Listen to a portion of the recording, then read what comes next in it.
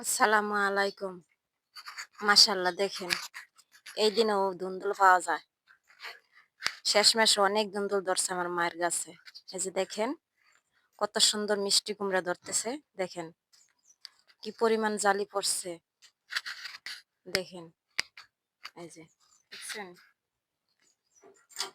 মানে গাছ অল্প, ফলন বেশি। দেখেন মাশাআল্লাহ, দেখলেই শান্তি। আর এই দিনের মিষ্টি কুমড়া অনেক ভাল লাগে।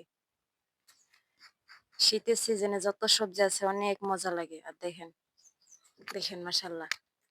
এটি আবার বড় বড় হয়ে গেছে। ওইটা আগে আগে লাগাইছে, এটা আগে লাগাইছে, ওটা পরে লাগাইছে। আগেরটা যে বড় বড় হয়ে গেছে, চাইলাই গেছে মিষ্টি কুমড়া।